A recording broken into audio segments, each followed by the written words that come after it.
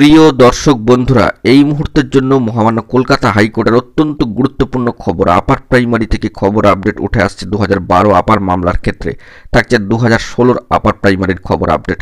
অবশ্যই বিস্তারিত আলোচনা করছি, অত্যন্ত গুরুত্বপূর্ণ আর্জেন্ট ভিডিও, তাই আর্জেন্ট ভিত্তিতে ভিডিওটা আপনাদের জন্য ক্রিয়েট করা। দেখতে পাচ্ছেন কলকাতা হাইকোর্ট চত্বর, অত্যন্ত বড়সড় খবর আপডেট 2012 আপার প্রাইমারি মামলার থেকে। অবশ্যই ভিডিওটিকে শেষ পর্যন্ত ওয়াচ করবেন, কোনোভাবে কিন্তু স্কিপ করবেন না, স্টিল নাও দেখবেন। চ্যানেলটিকে সাবস্ক্রাইব করে নিয়ে সঙ্গে থাকবেন। চলুন কথাবার্তা না বাড়িয়ে মূল টপিকে ফোকাস করি।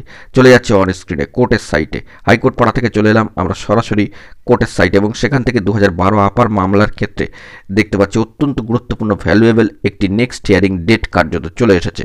অবশ্যই 10ই মার্চ 2025-এর জন্য fixed matter honourable justice single বেঞ্চের রায় চট্টোপাধ্যায় মহাশয়ের এজলাসে অত্যন্ত গুরুত্বপূর্ণ এই মামলার নেক্সট হিয়ারিং ডেট 10ই মার্চের 2025-এ চলে এসেছে। অর্ডার কপিটা কি আছে?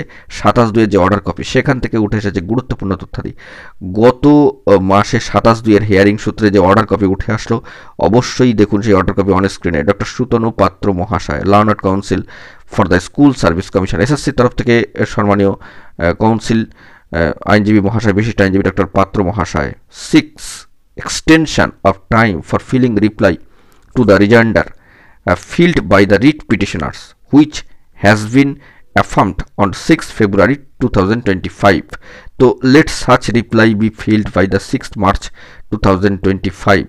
এই মামলা আবারও কিন্তু লিস্টে রাখার কথা বলা হচ্ছে। Let the matter appear in the list on 10th March 2025।